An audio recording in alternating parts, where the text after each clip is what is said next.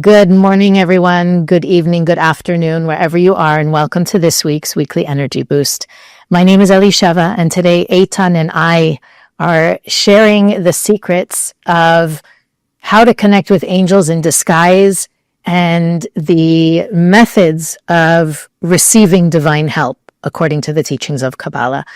This week we have multiple infusions of not only consciousness, but also strength to tap into the ability to connect to, whether it's angels, the light of the Creator, souls of the righteous that have walked the path that we're walking, really just to be present and tuned into the abundance of divine support that's available to us.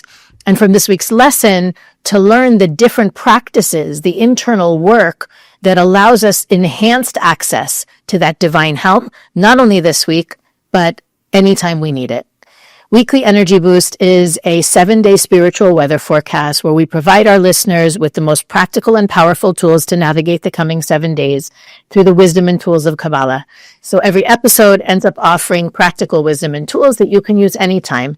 And as we mentioned last week, each of the next few weeks gives us an infusion of not only wisdom, but again, also that support, the access, enhanced access to develop greater consciousness and ability around receiving that divine guidance and help. And we touched on it a little bit last week, right? Acknowledging that when we hear a voice, Noah heard a voice, but for us, it's not necessarily a sound, an auditory thing. Sometimes it's a knowing, it's a calling, and we're continuing that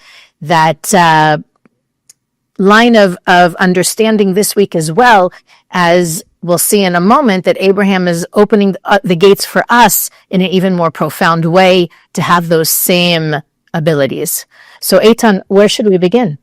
I would start with the beginning of the story of this week portion, Vayera. Vayera refer to revelation. Vayera means the Creator was revealed to Abram in the highest level any human being ever experienced revelations, connection, clarity to the light, to the bigger picture.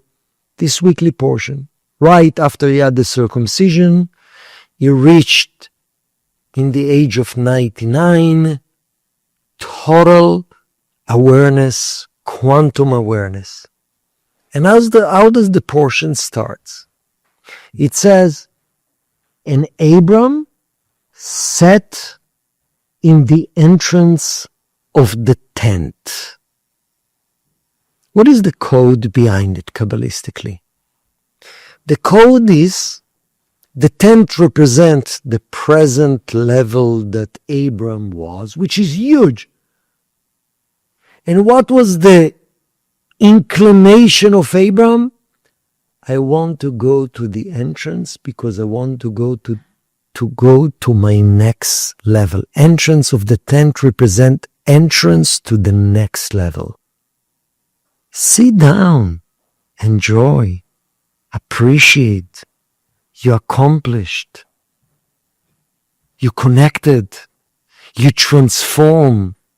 You help so many people. But one of the main teachings of Abram, anytime you are attached to a specific accomplishment, to specific growth, to specific success, to specific enlightenment, and you stay there for too long, you're no longer connecting to God, because the definition of God is an endless force of sharing. And practically Abram knew the revelation that he had just prepared him to his next level of revelation. And that's where divine support waiting for us. If I want divine support, I need to have the courage during good times and during difficult times to go to my next level. Because the next level that I did not accomplish yet represent being a beginner, representing facing the unknown, representing willingness to express more courage and more trust. And that's what the angels waiting to support us. Now, Rabbi Isaac Luria tells us that the support of angels, but there's also support of righteous soul that joining us, sometimes for a minute, sometimes for a day, sometimes for few weeks, for a month. It's called Ibur. And the only way to be able to get support from the realm above, if I'm moving away from the limited, confined reality of my ego and my senses. And practically it means willingness to go to the next level. Willingness to see myself as this is my first day and I'm expecting growth and next level and I'm willing to do whatever it takes. So, and right afterwards, the Torah tells us he saw three people, which then we're learning that three angels that were there to help him to realize that he's going to have a son, even though it doesn't make sense. His wife was barren. She was 90 years old. But when I'm able to receive help from above, the rules of the physical reality don't work anymore. And the gate for miracles are open. Elisheva, what does it mean for you, the idea of willingness to be in the entrance of the next level and not being stuck? It's interesting that you ask me that question specifically, something that I've been thinking about and we touched on last week a little bit or actually a few weeks ago, is that even if our next level isn't obvious, right? Many times you speak with someone and they say, I feel something needs to change. I'm restless. I know I can do more. I'm not sure what. Or maybe you're in a position or a job that seems sort of basic or robotic and you want to do something more creative, more impactful, but the actual next thing isn't obvious or hasn't revealed itself yet. A big part of making that shift of what's my next level and welcoming it is really being present to the opportunity that's in the present moment, which is also, again, connected to what Abraham was doing, right? Waiting what's coming, right? Like that's the being fully present. I often share this with people. Sometimes a person is looking for a new job, a new career, a new position, and they're applying and they're interviewing and applying and interviewing and nothing comes back. There's a certain feeling of what am I doing wrong? Maybe I need to change my resume. Maybe I need to dress differently. There's all these questions that come up. And one really powerful consciousness that I think it's connected and completely applies here is, you want to make sure before you move on that you revealed all the light that the Creator knows you can reveal where you are right now. And that practice of being present. Is there someone else that I meant to inspire or influence here? Maybe there's a solution that I'm aware of that I can share that will benefit the bigger picture. Maybe somebody just needs me to listen to them or to feel acknowledged or recognized. But being present, being aware and focused on the opportunity of the present moment. Like, am I revealing all the light that I meant to reveal here? If there's something left undone, it will be hard to go to that next level or to be, you can be standing at what you think is the opening, right? It looks like having these meetings is going to take me to that promotion, or going on dating this person or going to these events is going to help me meet that right person. At the same time, if we have that, I think that when we want our next level, the tendency is to not be present, to be focused on how it's going to look and who's going to be there and what's it going to feel like. And I can't wait to get there, but you're still not there yet. And so the focus also needs to be, what's that light that I need to be revealing right now so that I can be present to step through the opening when my next level shows up. Absolutely. If next level is an escape, you're saying it's a problem, Right. That often, I even see it in relationships, that people can get bored and feel stagnant and tired of a situation. If it's a romantic relationship, it can be a roommate or a work partner, and they're so ready to move on that they don't realize that if they're going to move on, the same scenario is going to chase them into the same situation, because they didn't get everything. They didn't extract every spark from the situation that the light brought them to in the first place. So what we're actually saying, being in the entrance of the tent, is being in the entrance of going to my next spiritual level, which has to do with letting go of my limited desires and attachment and moving to the greater desires of connection. So it doesn't mean you can go to the next level of viewing the same relationship that you are at and actually giving chance to the person that you're with and shifting your judgment into believing in that person. So actually, which leads us to the next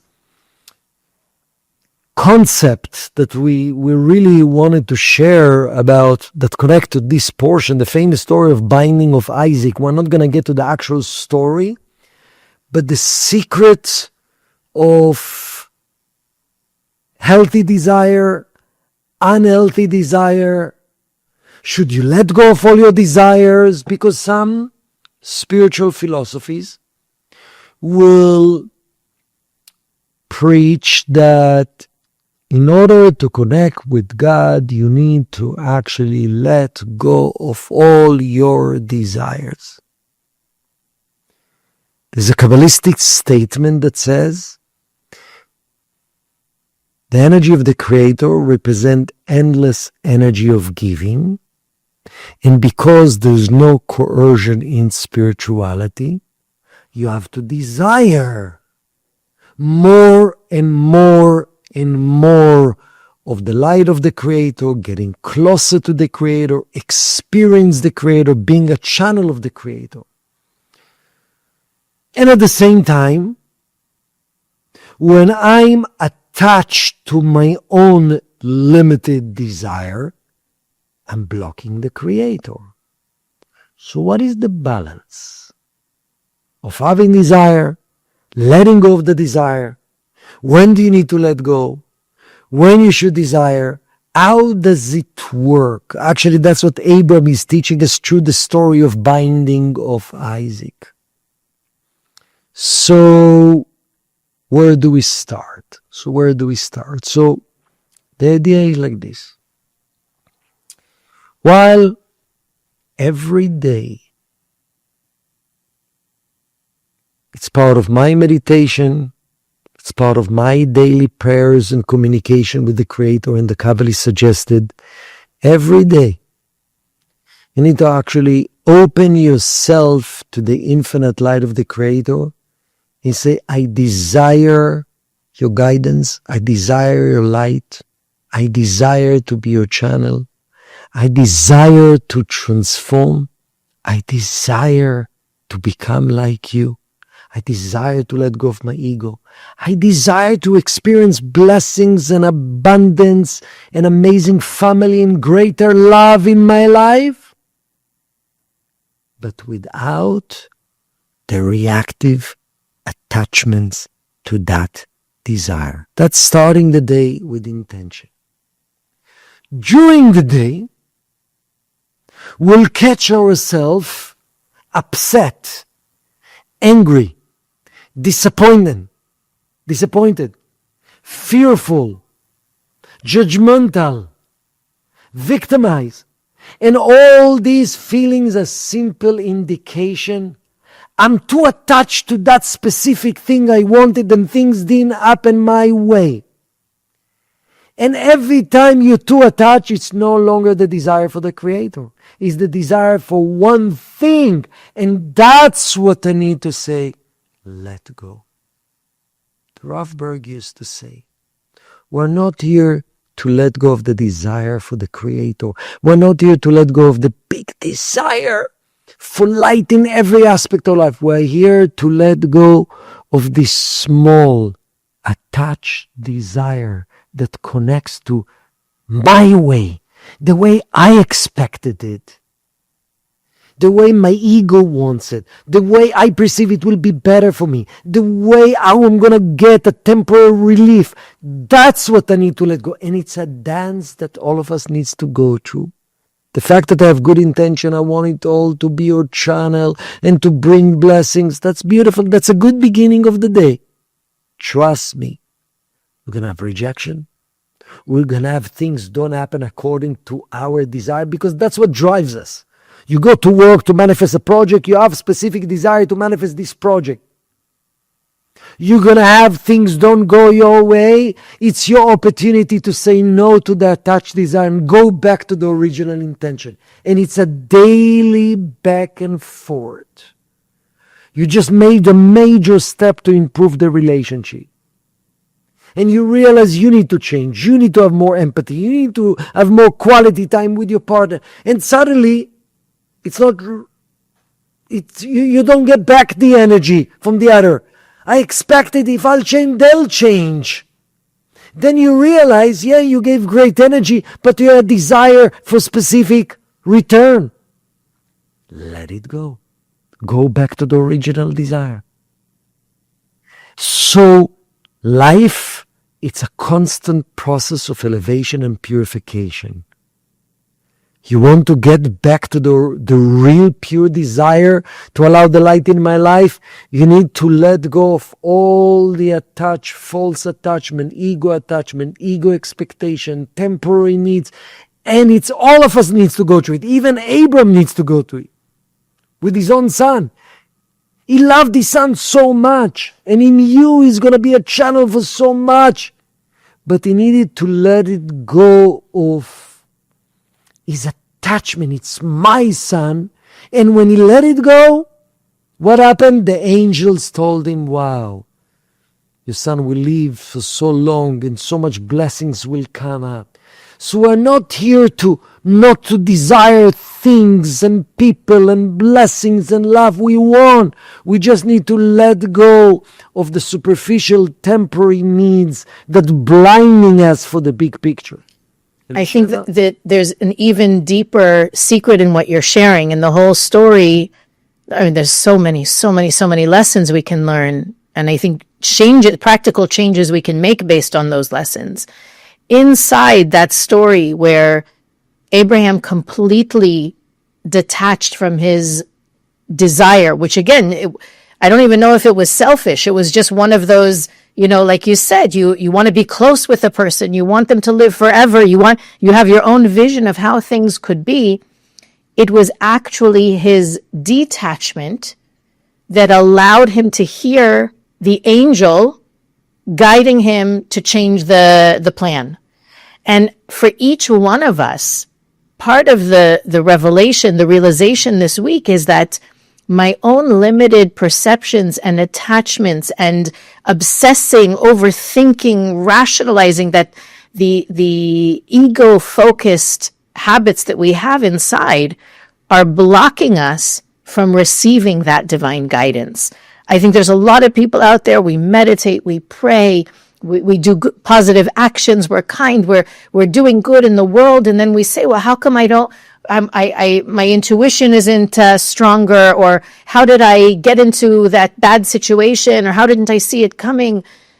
If one of the most powerful ways to unblock each of our own personal access to the divine help, guidance, communication, call it intuition if you want, is to be detached, is to say, yes, I know I'm working towards this, I'm pushing toward it, but I really want what's best for me, which isn't necessarily what I'm focused on.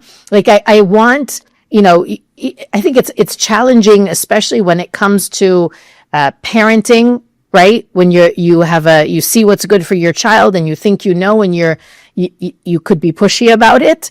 I think it also happens if you have your own business or your own project that you're managing and you're so invested in it and attached to its success. Even the success in your mind is limited compared to what's possible.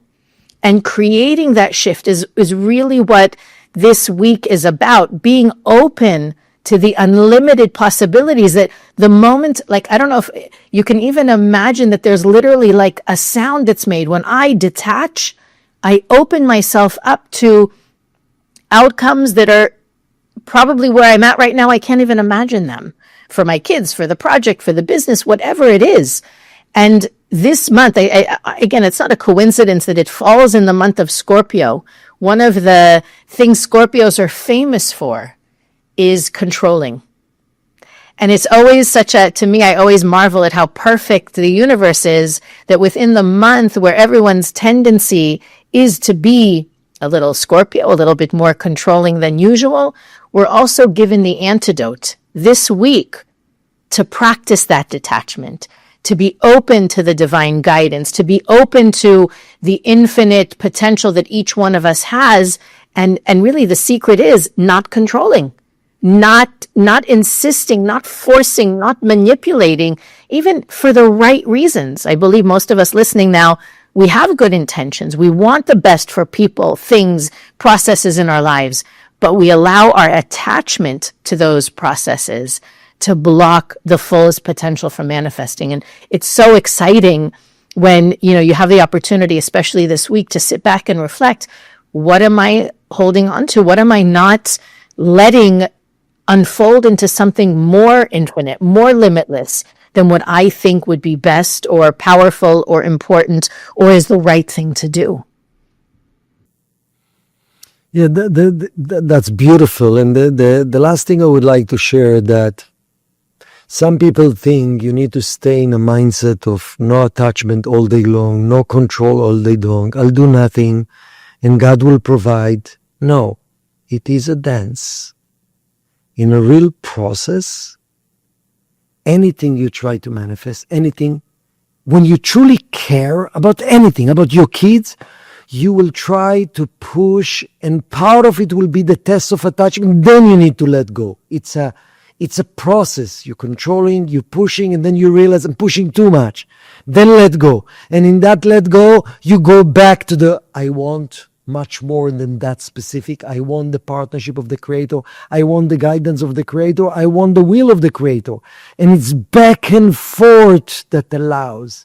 If you're sitting and do nothing and say God would provide, so you're not actually open the door, the friction between attachment and detachment and pushing against attachment, that's what opened the vessel for divine guidance, light, and blessing. Right. And you can't trick the system, right? Your desire is the internal you is the one that's driving the process. So you can say outside, I don't want the deal. But inside, if you're obsessing and worried and nervous about it, you haven't detached. So I want to make sure it's clear. You can't cheat the system. It's the internal energy, the internal consciousness that determines what we're talking about, not the slogans we say or the attitudes we show externally. It's a very important distinction there. That's beautiful.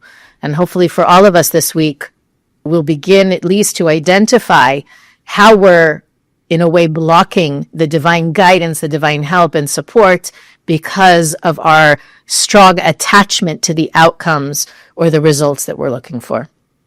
Weekly Energy Boost is available on all podcast platforms, YouTube, Facebook, and Instagram. You can follow us on those platforms to receive even more content to support you in living what we talk about every week. You can visit weeklyenergyboost.com. You can find the links to sign up for all the classes we talk about, the courses, the services, and anything else we think is important for our listeners to know about. You can search our archives, send us a message, and of course, click the donate button at weeklyenergyboost.com as well. But as always, please share this episode. You all have been such a powerful part of us reaching even more people. And the more you share, the more light's revealed. So we'll see you next week on the Weekly Energy Boost.